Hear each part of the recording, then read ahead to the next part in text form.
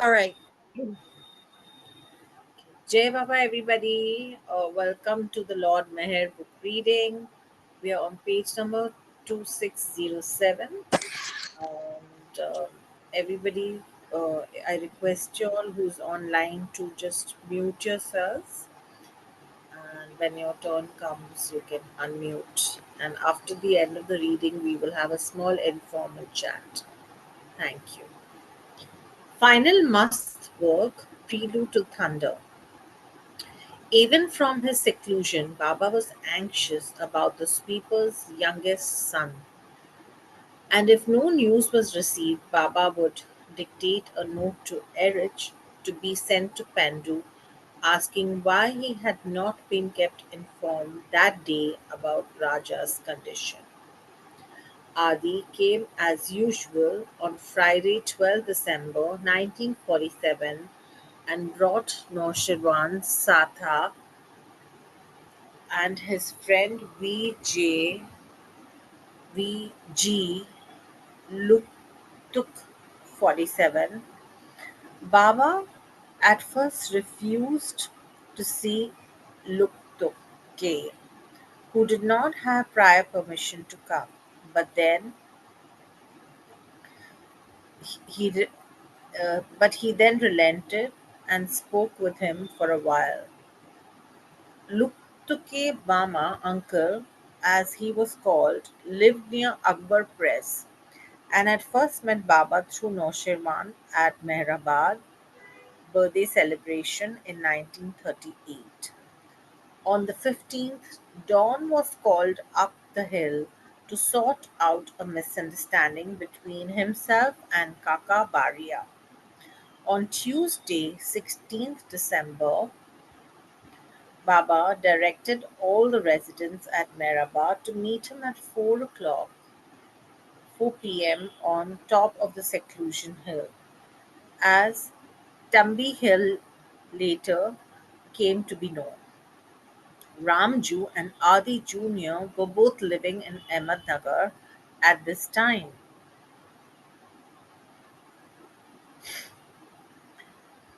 uh,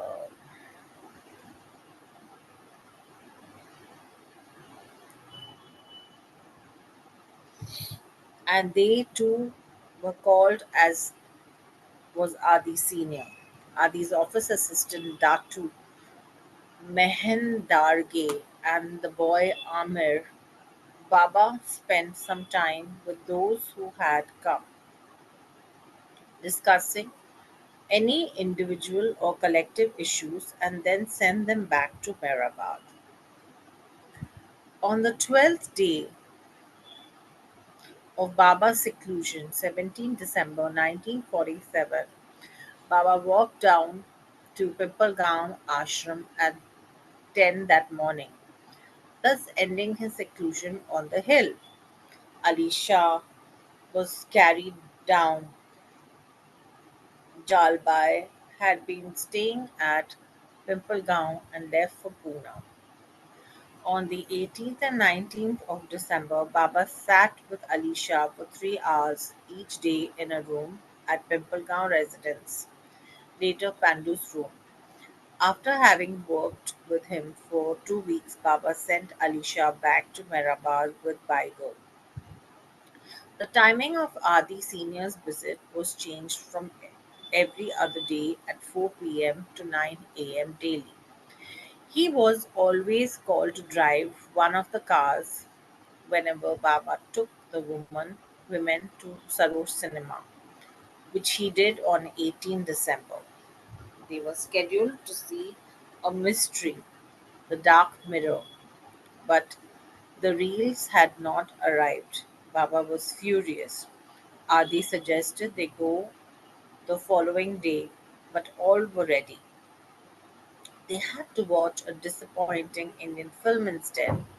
Since September, Baba had taken the women to a film every week, and sometimes they watched double features. As Adi Sr. speculated in his diary, Baba takes no particular interest in seeing pictures. He only enjoys the comedies. However, His visits to film shows represent two things: recreation for the ladies inside and some symbolic reason of his spiritual work. It is done with an inner purpose, of which the visits to the cinema are synchronized with external on the set activity on set occasions to fulfill the self-planned tasks spiritually. On Sunday, 21st December, Baba called a few of the Mehrabad Mandali to Pimpalgaon regarding certain work and sent them back after meeting with them. Nariman, who had arrived from Bombay, also came. Baba brought all the women to Mehrabad on 24th for Christmas and to oversee the preparations being made for observing Mehra's birthday that year. He came down from the hill after sunset and went to meet the Mandali in the hall of the mess quarters. He asked three boys, Wazir, Raja, and Takya, about their studies and whether they knew the English alphabet. For a joke, Baba asked Feram, working boxwala, what he was studying, as if he too were a schoolboy. Feram answered nothing in particular. Baba acted surprised and asked, do you know anything about spirituality? I understand a little. What is that little? Baba asked. Feram was the nervous type, especially when attention was focused on him. He was nonplussed by Baba's questions and could not reply, but after a few seconds responded, to always do as Baba says. Baba happily replied, it is the only thing to be learned on the spiritual path. This is spirituality from A to Z. You have put it in a nutshell. That is everything. Baba added, I often tell myself to do away with the whole she-bang creation. But just see, I myself am not able to carry out what I tell myself. Baba then retired to his room. He came out at 8 o'clock the next morning and met the Mandali again for half an hour. Baba then walked around all of Lower Mehrabad, visiting a new well, the kitchen dining hall, Neeru's dispensary, Ferrum and Gustaji's rooms, and Kakubai's cottage. Baba then led the Mandali towards the village to see the new flour mill and asked Pendu and Padri about its operation. On his way back, he stopped at the homeopathic dispensary and asked Padri and Murli which of them, including Adi Jr., knew the most about homeopathy. Padri replied that Murli alone was fit to treat patients independently. Baba remarked, personally, I have little faith in homeopathy. But if the occasion arose, I would wish to be treated only by you, Padri. Baba met the women on Mehrabad Hill, gave Pendu and Padri instructions about the birthday celebration, and returned to Pimpalgaon in the afternoon. On Sunday afternoon, 28th December 1947, Baba came to Mehrabad again with the Pimpalgaon Women Mandali and stayed 4 days, sleeping at nights in Kaikobad's cottage at Lower Mehrabad. Baba watched a volleyball match between the Arangaon military camp team and the Mandali, and then had his supper in the hall before retiring. Eva, can you read from here, or Rosalie, one of you, from here on the 20th? Thank Sure. you. On the 29th, after coming down from the hill, Baba met out of town devotees such as Minu Barucha, Pilamai, Mayerji, and Nariman and their families. He listened to Kak Saheb recite couplets for an hour in the hall, and then there was a singing performance by Narsingaro Kwal from Naned. On the 30th, a number of members of the Pune Sufi Society and the Theosophical Society, where Ghani had delivered lectures about Baba, came for the day. Ghani told Baba that Habibullah-e-Hakim, the society's secretary, was a very learned man, holding multiple degrees. Baba asked him, "What is the sum and substance of all that you have learned?" Hakim replied, "The sum and substance of all that I have learned is that reality is one. Have you realized that reality?" Hakim replied, "Intellectually, I have, but spiritually, I'm not sure if I have or not. Are you ready to renounce everything that you have to realize that reality?" Hakim said, "I am ready to accept anything," but then qualified it by stating, "to the extent to which I can." Baba looked at Ghani and made a gesture of slitting his own throat, remarking, "People are ready to sacrifice their life to realize the reality, while this fellow is saying to the extent with which he can." Ghani interjected that Hakim was a government servant with a family and many liabilities, so it wouldn't be possible for him to give up everything he has. Baba then asked Hakim, "Will you be able to follow the instructions I may give you from time to time?" To which Hakim agreed. On 31 December, Meher's 40th birthday was celebrated. Narsingrao Kawal sang again on the hill from 9 to 11:30 a.m. and again at Lower Meherabad from 8 to 11 p.m. Baba liked his singing very much.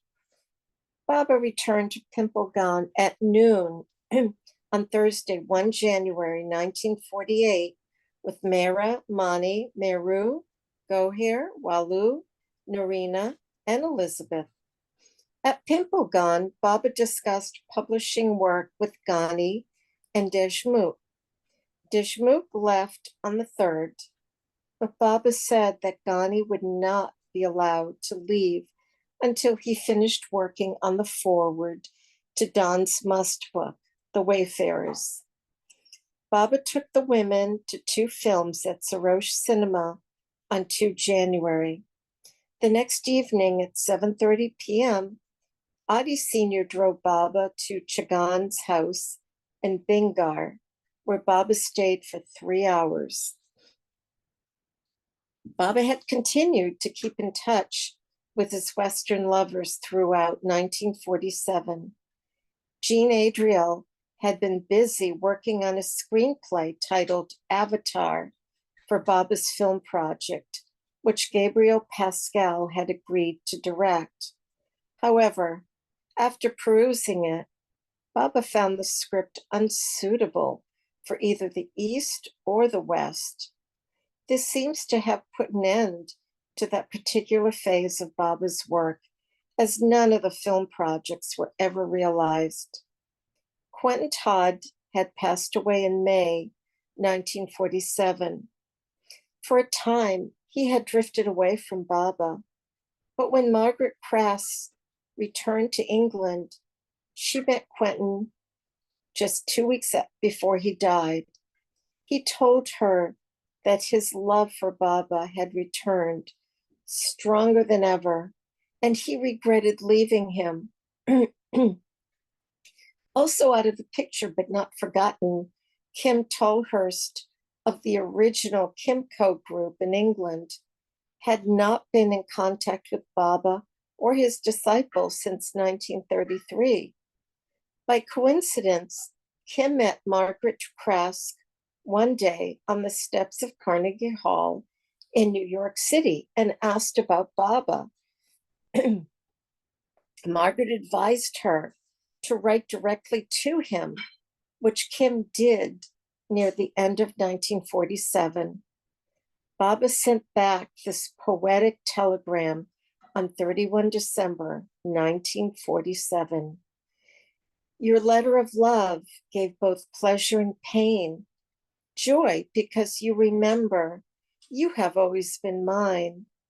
Pain, because physically you cannot with me remain. Nevertheless, my love in you always will shine. 6 months later, in May 1948, Baba wrote to Kim through Kitty, "You say you are mine, and this is so, even to eternity. Then trust me to watch over and to give you just what I know to be best. Do not worry over the future. I want all your love, and when you love me, you will find yourself loving all." Baba assured her, "You are never separated from me." Rabia Martin, the head of the Sufi order, had made plans to travel to India in 1946 to meet Baba and to work out the details of setting up a new organization for Sufism in America and Australia. However, Martin became terminally ill with cancer at that time and was too ill to travel. So she was forced to give up her plan to meet Baba in India. In July 1947, a few days before Rabia's 76th birthday, Baba sent her a message of blessing. Her daughter Etta Mehdi was with her then and recalled, "One night when she lay very ill in my home, a cablegram came from Baba in which he blessed her. This message was wonderful for her. The light that came into her eyes and her happiness were beyond words." Rabia Martin passed away peacefully on 31 August 1947. She was not destined to meet Meher Baba in person this life, but she achieved her deepest wish by bringing Sufism in America and the Western world under the guidance of the Avatar. She entrusted her work to the successor she named a month before her death, one of her students, Ivy O. Deuce.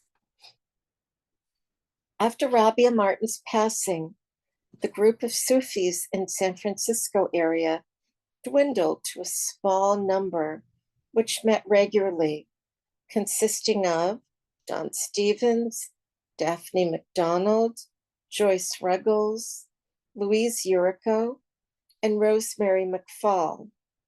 From Hillsborough, Fred and Carolyn Frey joined the Sufi group occasionally, and from a far distance, Laura Delavine in Detroit, Michigan, kept in correspondence with Ivy, who was living in Washington, D.C. Gradually, from 1947 through the next several years, the Sufi group was joined by Harold Stewart, Lou Dimphel, and Marvin Campen, and later Joseph and Carrie Harb. Rabia Martin had sent a copy of the discourses to Baron Friedrich von Frankenberg, the leader of the Sufis in Australia. And by October of 1947, several Australian Sufis had also come into Baba's contact. Among them were May Lindquist, Ina Lemon, Bill LePage, John and Joan Bruford, John Grant, Stan and Clarice Adams, Oswald and Betty Hall, Denise and Joan O'Brien, and their eventual leader and special bud of the Beloved's Garden, Francis Brabazon. Francis, a poet and artist, had been sent by von Frankenberg to California to accompany Rabia Martin to India. But as mentioned, the trip had been canceled due to Rabia's illness. A year later, in 1948, Francis wrote to Baba of his vivid dreams. Through Dr. Ghani, Baba replied, Baba would like very much for you to look upon him as a friend, and maybe in the course of time, you will grow to look upon him as the beloved. Indeed, it did not take this fragrant flower long to surrender to the beloved of his heart. Ivy Deuce, 53, was surprised when Rabia named her as the next Murshida of the Sufi order. She felt she did not have the spiritual illumination necessary to work as a true Murshida, nor did she feel capable or qualified to assume the temporal responsibilities of directing the Sufi order. In turmoil after Rabia's death, all Ivy could think about was traveling to India to see Baba.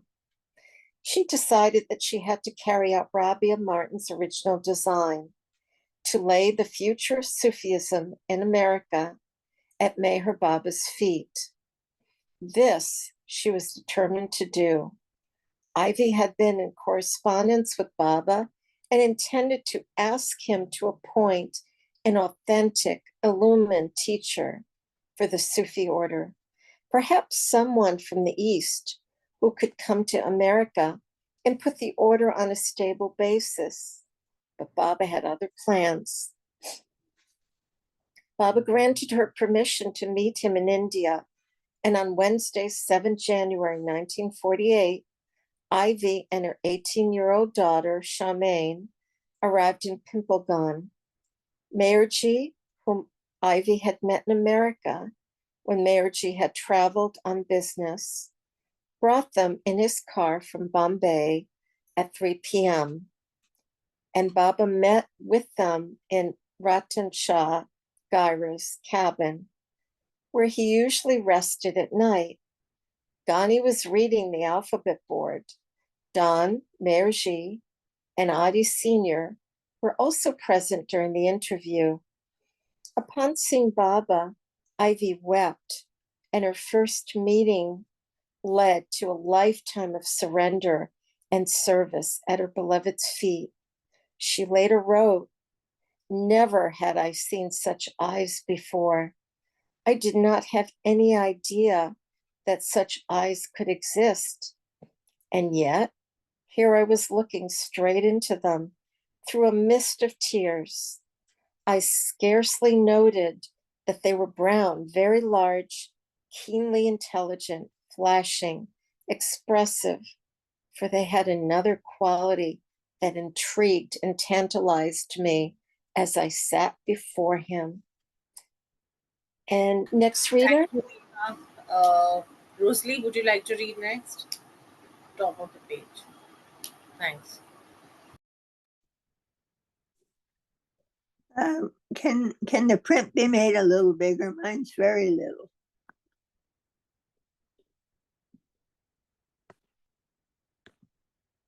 Okay.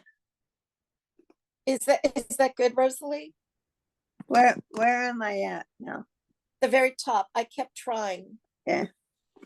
I kept trying to analyze it in the back of my mind while still striving to focus on a person who was going to mean, I hoped, the end of a long quest.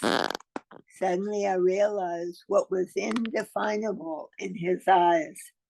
It was bliss. Baba said, "Now tell me what you are confused about." Ivy replied that although Rabia Martin had made her successor as Murshida of the Sufi order for the Western world, Ivy said she did not feel spiritually advanced. Baba looked delighted, slapped his knee, and said, "You are honest. That is good. That is what counts. You have not seen God and you have not realized him. You see me as a person, but you do not see me as I am. I will help you to see God and to realize him. Do not worry. I will help you with these matters. You cannot teach anyone something you do not know. But as long as you are honest and say, I have not yet realized God, it is enough. And say, I can help you and you can help me, for that is the way it is. Baba glanced at Charmian, sitting across from them on a wooden bench, and spelled innocent. Charmian, who had originally accompanied her mother to protect her from quacks, burst into tears. From then on, she was his slave, Ivy remembered. Baba told Ivy, truth is to be experienced. Intellectual knowledge is not enough. Ivy and her daughter had been planning on visiting Delhi and Agra, but instead they stayed at Pimplegowan with the ladies for 5 days. And during that time, her heart melted and her feelings of love for Baba overflowed and were expressed through her tears. Baba had captured her heart.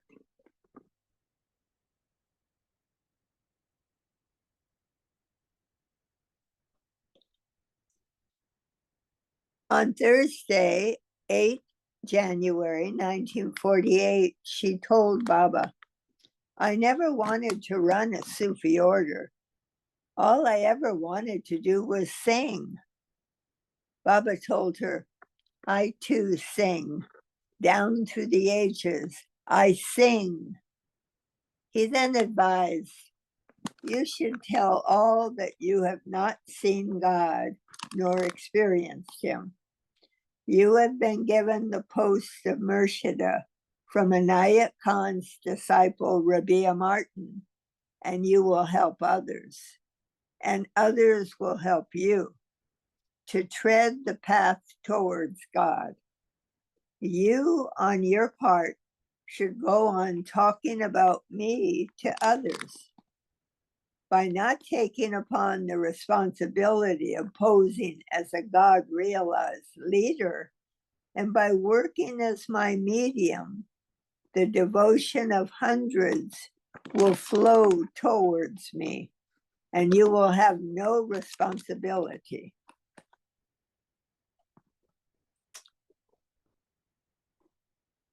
Ivy said, I wholeheartedly accept what you wish me to do. She told Baba about her physical difficulties and also something about Charmian. Baba said, don't worry about anything, including Charmian. Faithfully discharge all your earthly duties. Always be honest in everything, and don't tell even little white lies, because God cannot live in a heart where there is hypocrisy. Don't expect anything to be easy. Life will be full of problems, and the world even more so. In fact, in years to come, the world will reach a zenith of anti-God thinking, immorality, lust, and greed, because the ending of a vast cycle of cycles is taking place. But after the climax, a new era of real brotherly love will be ushered in by God, who knows all that is going on. At one point, Baba sent Ivy this message. Perfection has both the human and the divine attributes in full, and expresses itself in high and low alike. A perfect man has infinite love, inviolable spirituality, and greatest sense of humor. He comes down to the level of the devotee, and yet is all the time the master.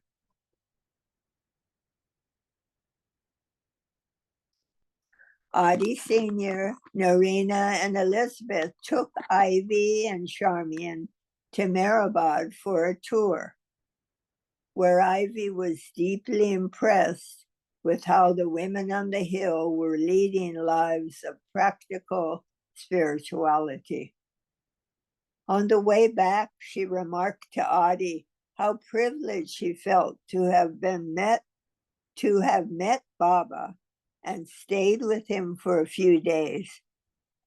After meeting Baba, she said, I realized that all I've read is nothing. There were millions of infinities in Baba's eyes.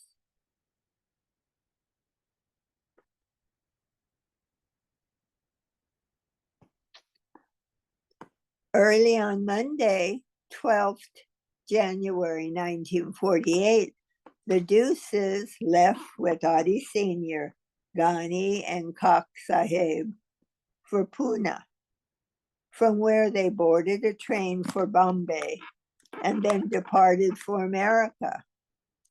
Baba had purposely introduced Dr. Ghani to Ivy because 9 months later, a committee on Sufism was formed with Ghani as its president.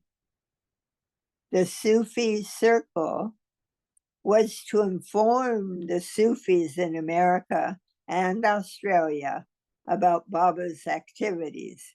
But the main purpose behind it was to maintain Baba's link with Ivy Deuce and Francis Brabazon. After Ivy and Charmian left, Baba had Ghani write to her, once again emphasizing what he had told her at Pimplegowan. You should openly declare that you are a student of spirituality, that you are not God realized, and that you are aspiring for that blessedness with the help and grace of a master who is alive and active in the affairs of the world today.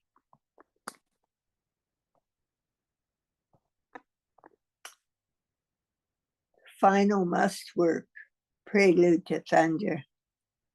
Since the responsibility, not of your seeking, of supervising the Sufi movement has devolved on you through Murshida Martin, you would do your best to shoulder the cross, knowing fully well your shortcomings and weaknesses, while trying to help and teach others in the Sufi way. You are alive to the fact that you yourself are growing and learning.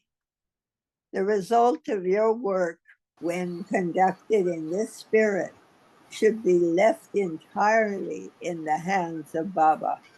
Thank you, Rosalie. There's a picture of Baba where he's lying on a hammock, uh, smiling.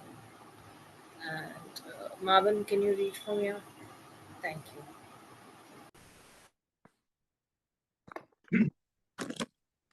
On 12th January 1948, Rao Saheb and Ali Akbar Alaba arrived for an interview, and Ramju and Rusi Pop arrived 2 days later. On the 12th, Baba issued a circular outlining his activities for the next 40 days. January 17th to February 5th, work with Mus in Pimpelgaon. February 7th to 14th, work with sadhus in the Central or United Provinces. February 15th to 25, work with the poor in Ahmednagar district. Baba held a meeting at Pimplegown on 15th January to discuss his plans. In attendance were Pendu, Erich, Ghani, Sarosh, Adi Sr., Shagan, Kaka Baidul, Goma Ganesh, Adi Jr., Datu, and Nusarwan. About giving grain and cloth to the poor, Baba stated, this giving can by no means be deemed charity. People coming from distant places take the trouble and give you an opportunity to serve them. It is to them that thanks are due. Besides, my giving to people implies a spiritual task to be performed whose purpose necessitates they be contacted. Spiritual work done through giving them food and cloth is not fully fulfilled if my name is revealed or if they think that they are receiving alms through charity. Baba planned to fast during this period, and he began on 17th January, eating only one meal and taking tea twice during the day. He remained on this partial fast for the next 40 days. That afternoon, a bus from Meherabad brought Adi Sr., Gustaji, Kaikobad, Anna 104, Anna Saheb Kale Mama, Beram, Bala Tambat, Baidul, and Ali Shah for a Bhajan program. Footnote: Beram stayed at Pimplegown to type Gandhi's dictation. Beginning the next day, for 10 days, Baba worked with Ali Shah, sitting with him from 7 o'clock to 10:30 a.m. in Don's room. It is not known which room Don was using at Meherzad at the time, but it may have been what later became known as Penda's room. On the 27th, he gave Ali Shah a bath, something he did very rarely, and the next morning sent him back to Meherabad with Sidhu. 2 seekers were brought to Pimplegown from Pune on 27th January by Erich. One was sent back immediately, but the other was kept for a few days. Baba shaved, bathed, fed, and clothed him, and worked with him for 1 hour in the mornings and a few minutes each evening. He was sent back on 3rd February. On Friday, 30th January, 1948, a mad person who was walking on the road in Ahmednagar was brought to Pimplegown. The person who brought him thought he was a must, but Baba indicated that he was simply mad. He was full of lice, and Baba shaved his head, gave him a bath, and clothed him in new clothes. After feeding him, Baba sent him back to Ahmednagar the same day. Footnote: a few weeks later, in February 1948, Baba commented humorously, "A tame cow, a tame dog, and a tame ass are more useful than a madman who is not only useless, but also dangerous, although the former is very low in evolution, and the latter is fully evolved as a human."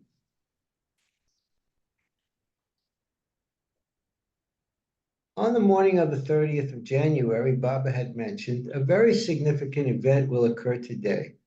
But when the day progressed as usual, everyone forgot the remark. Yet something did happen that night. Adi Sr., with his young assistant, Waman, arrived at Pimplegown unexpectedly.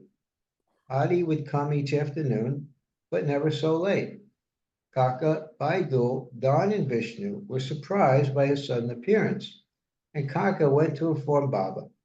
Baba came to the ashram from Gayarad's cabin with Shagan, who was now doing night watch in Krishna's place. Adi informed Baba that Mahatma Gandhi had been assassinated at 5:17 p.m. Baba at once dictated on the board, Gandhi's whole political life of sacrifice and selfless service was for his love of God, whom he longed to see until the very end. Elizabeth's dog, Foundi, had been ill in Sutara. When Baba had seen Elizabeth crying, he inquired the reason. She replied, "Foundi is dying." Baba remarked, "That dog will live longer than Mahatma Gandhi." True to Baba's words, Foundi lived for 6 months more after Gandhi was shot. Footnote: the Mandali also recalled Baba's statement to Erich and Sutara 6 months before that the month of February 1948 would be eventful. Much correspondence had been exchanged between Mahatma Gandhi and Chanji, who, along with Dr. Deshmukh, had met Gandhi a number of times. Gandhi had seen Baba 3 times, once on the Rajputana in 1931, a second time in London, and thereafter in Bombay. Baba would talk about him more often and loved, appreciated, and praised his dedication to the nation. It would not be wrong to suggest that Mahatma Gandhi was Meher Baba's medium for accomplishing his work in the political sphere. Because of Gandhi's efforts, India had won its independence from the British. This also must be the reason why, until the last, Gandhi had remained in politics, though he was a lover of God and had even promised Baba to join him after India was freed. Now he had truly joined Baba. Father of the nation was guided by and had come to the father of creation. Meher Baba had previously stated that Mahatma Gandhi had a greater destiny than leading India free from British rule, that he was destined to work for the whole world as a God-realized soul.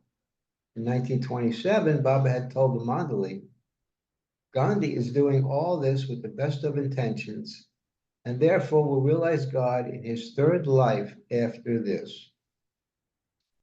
However, after Mahatma Gandhi's death, people began speaking of him as an avatar. Aurobindo Ghosh also paid warm tribute to the fallen leader.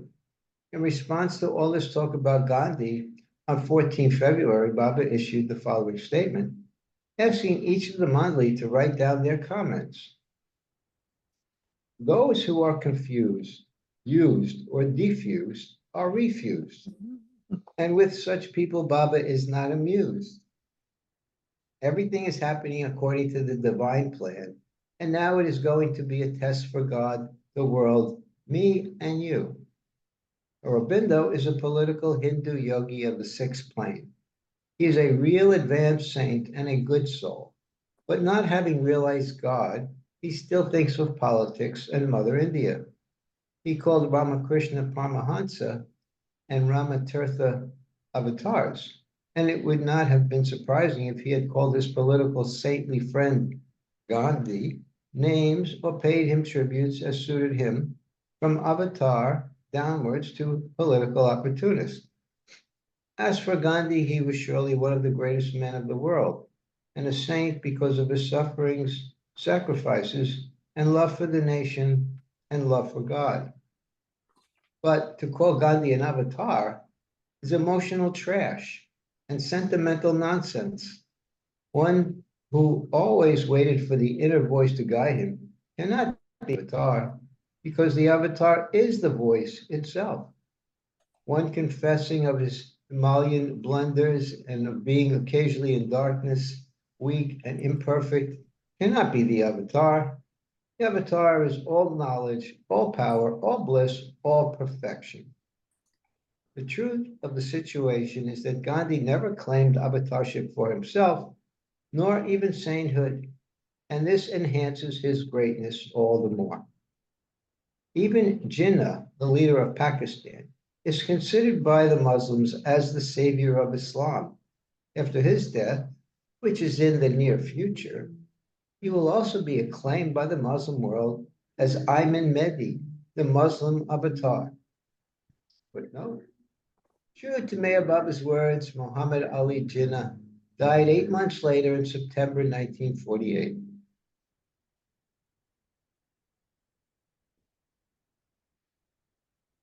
Baba concluded by dictating, therefore, in this avatar business, if any of you really feel confused, excited, and disappointed, you would be rendering me the greatest service by leaving me for good or bad.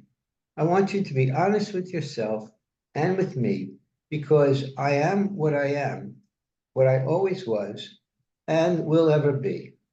Maybe I am avatar of God or the devil. So once and for all, see within and find out if you are confused or fused. In Satara, I said, see what happens in February. Now wait for June 1948. The following are some of the men and women Mandali's written comments in response to Baba. Adi Jr. Gandhi was no doubt a great man, but compared to Baba, he was like a flickering candle, whereas Baba's brilliance is that of the whole universe. Deshma. You are the avatar not only of our times, but for all time. All shine by your light, even as the moon shines by reflecting the light of the sun, while you are the light itself. If there is any goodness or greatness in anyone, he or she has it from you. Dawn. I sink or swim with Baba, and without him, I sink anyhow. Erich. Let others select, decide, and declare their avatars of the age. For me, Baba as Baba is all in all. Ferrum. Gandhi was Gandhi and Baba is Baba, so there is nothing more to be said. Gadakar. To me, there is not the least doubt about the avatarhood of Sri Meher Baba. Other personages may be saints or sadgurus, but for the present age, Sri Meher Baba is the one and the only one avatar as Lord Krishna, Buddha, Christ, and Muhammad were in their times, according to their mission. May the world accept his guidance and help and be happier soon. I have declared in my speeches before that Sri Meher Baba is the avatar of the present Kali Yuga, and I mean to do the same in the future by his grace. But no, the Kali Yuga or Dark Age is the last of 4 stages humanity passes through, according to Indian scriptures, characterized by a general spiritual decline in the world. Ghani, I have decided irrevocably to continue to the end to be the chronic disciple of the incorrigible master. Ustaji, Gandhi is very sincere, hard worker, and loving soul, but insofar as Baba is concerned, there is as much difference between them as between the earth and the heavens.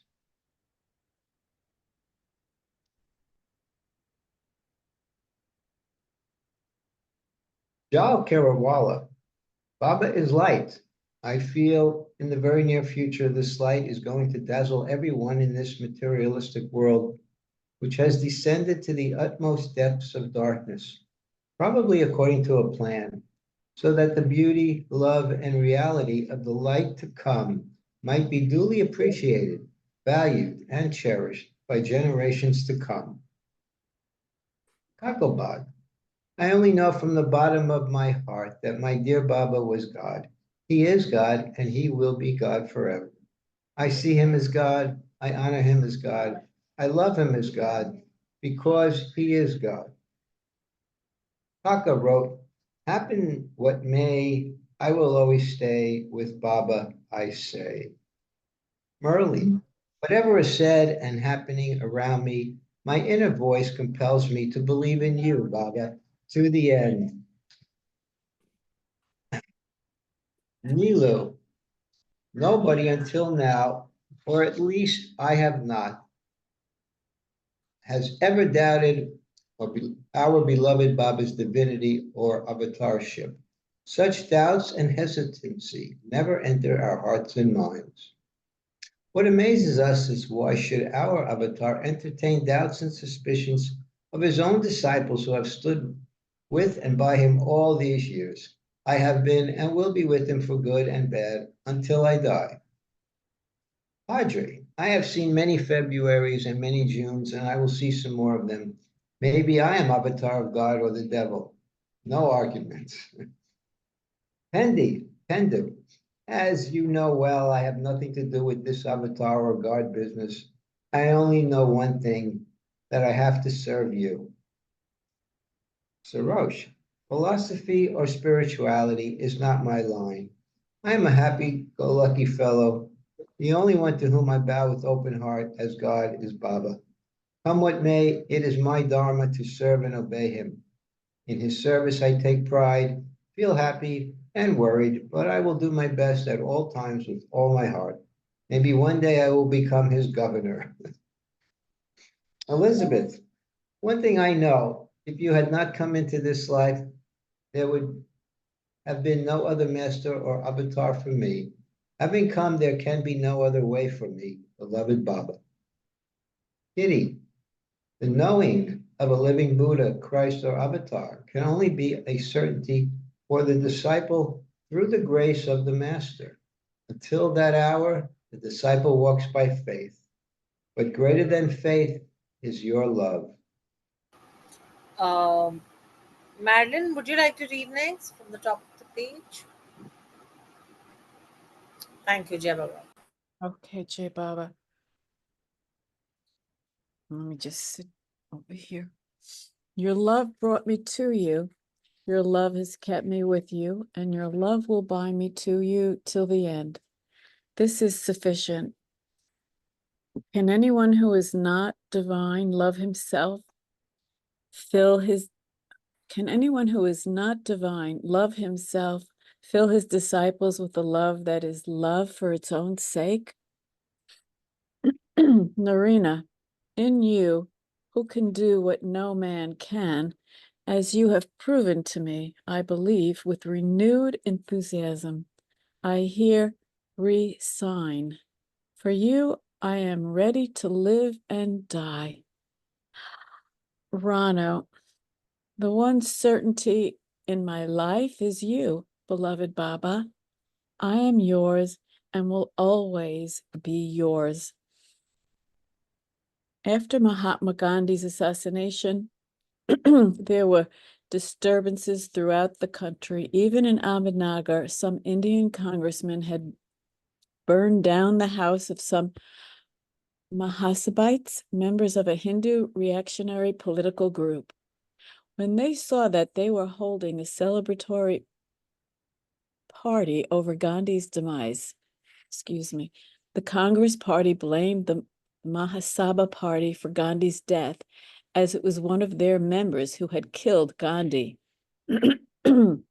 Baba heard about this incident on 1 February 1948 from Adi Sr. Nursawan and Erich.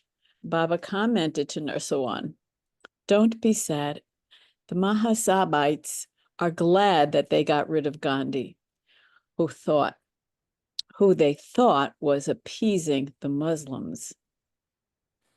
Congressmen should be happy that Gandhi got an honorable death of a martyr, so sudden and bearing no last-minute suffering."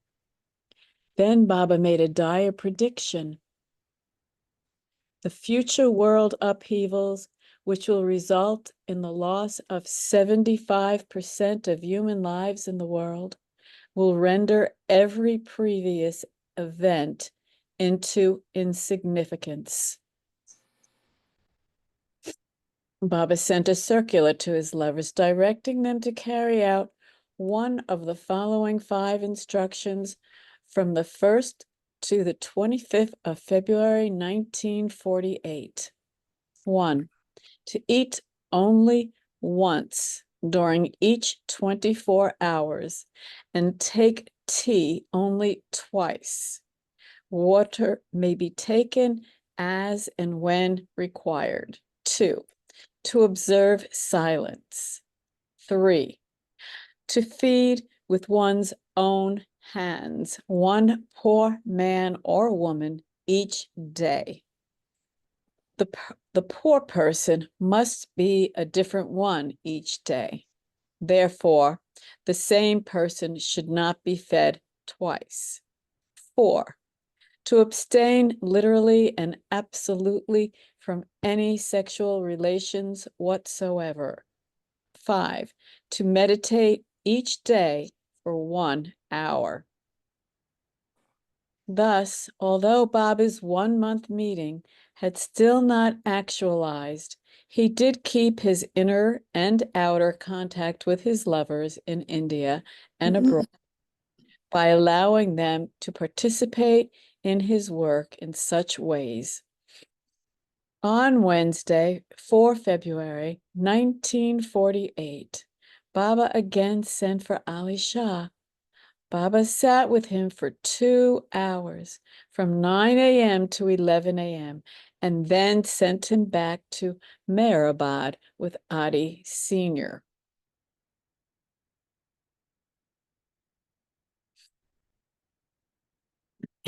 Baba had announced that the second phase of his work during his 40-day fast would be with sadhus in the central provinces of India.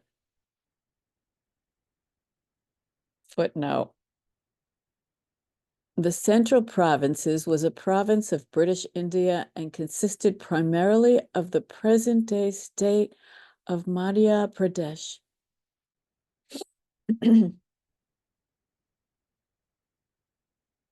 He sent Baidul and Babadas in advance to arrange matters. At dawn on Saturday, 7 February 1948, Baba left Pimplegown for Bombay, driven there by Adi Sr. in his car. Erich Jalbai and Dake accompanied them.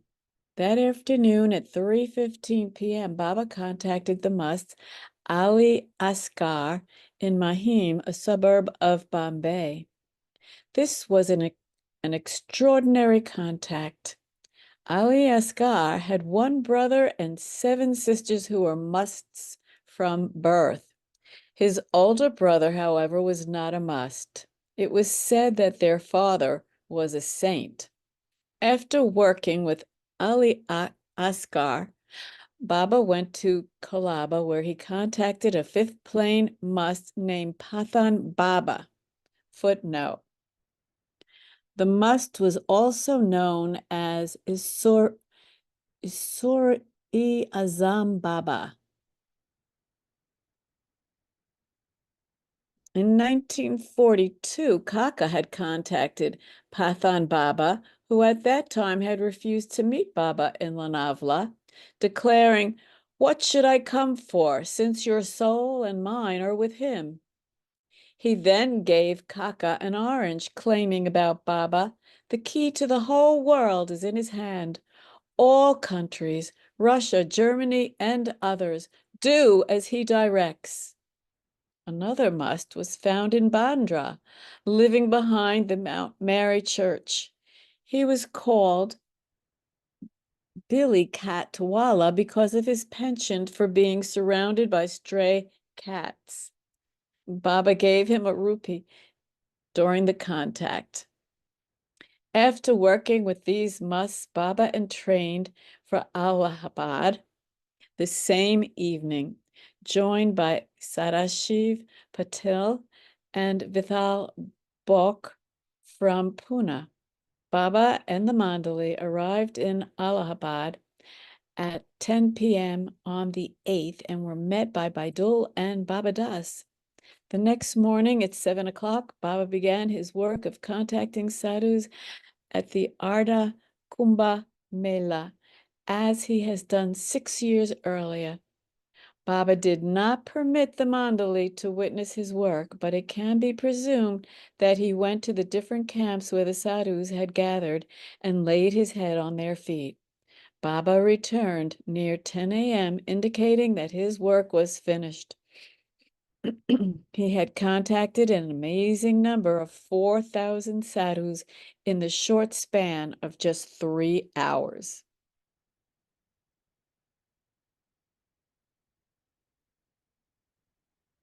Next page.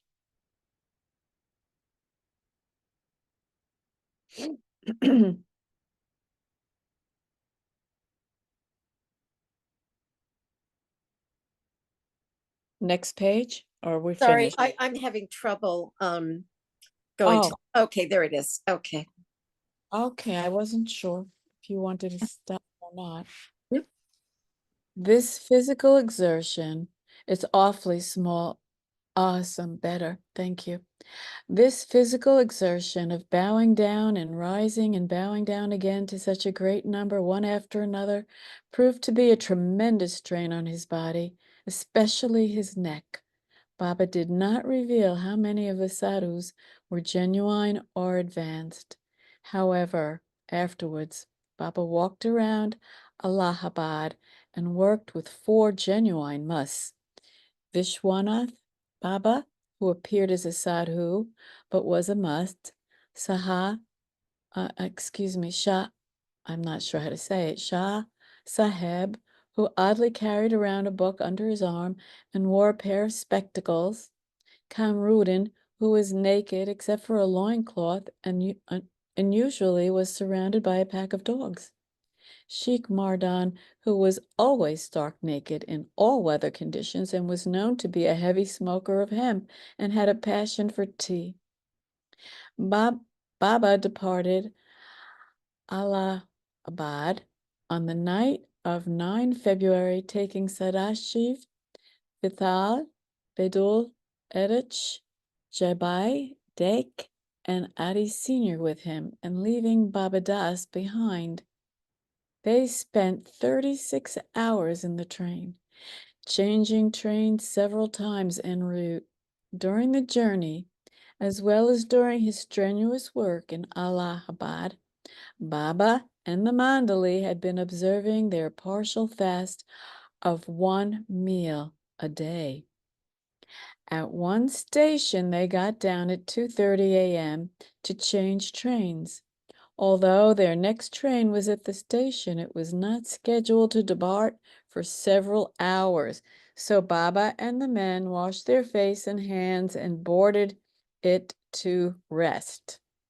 At about 4:30 a.m., Baba noticed a fruit stall opening up for business on the platform and sent Erich to buy some oranges. The stall's owner was busy worshiping, praying before a photograph of what Erich thought at first to be a saint, while a small boy dusted the jars of sweets and buns for sale. To his surprise, Erich noticed that the photograph was of Meher Baba himself.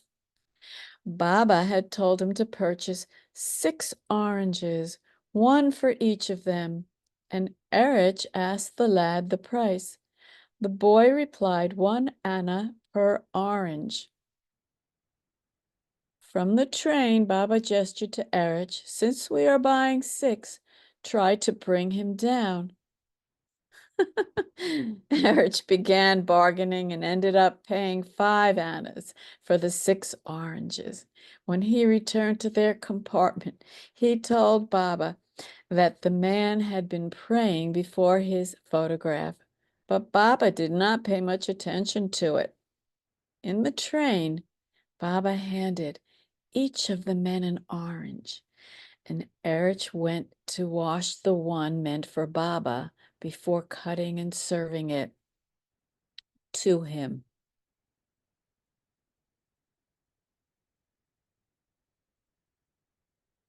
On the way, he was waylaid by the owner of the fruit stall, who started berating him.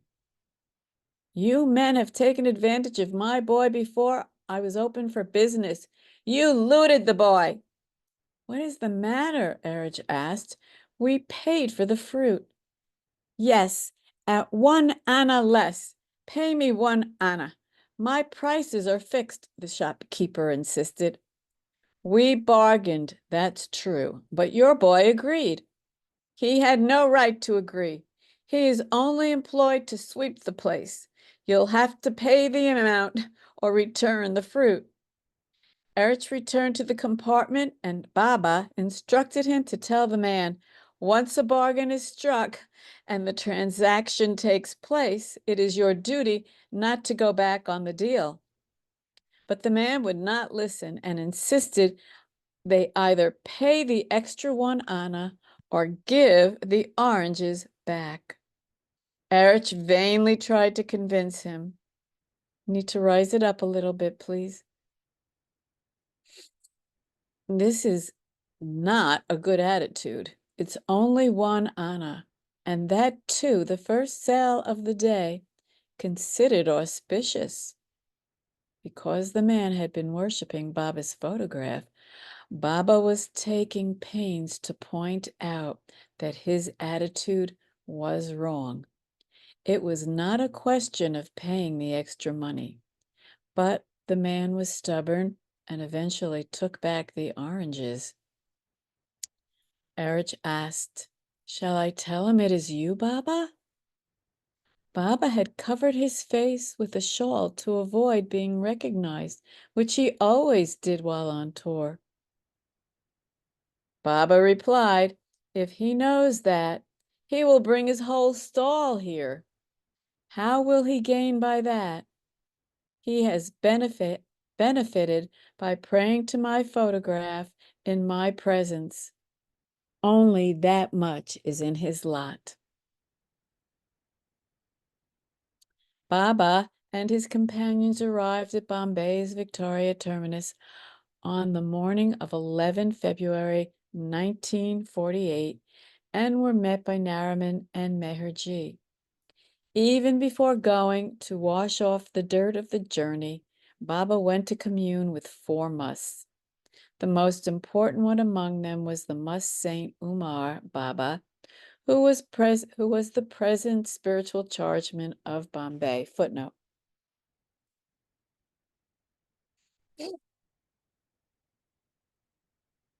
Umar Baba had taken over Tipu Baba's duties after Tipu died in 1944. Thank you.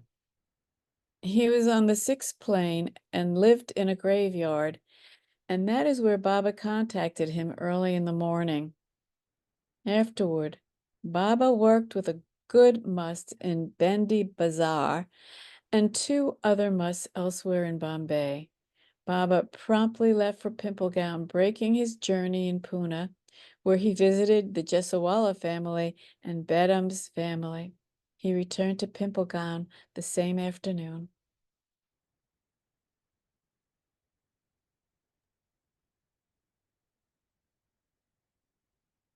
Think we ought to stop here, guys? It's 12:43 according to my watch. It's up to you. Yeah, I think so. Yeah, we're already 43 minutes over. I know we started late, so it was okay that we did it. So we're ending on page 2623. And I will stop recording.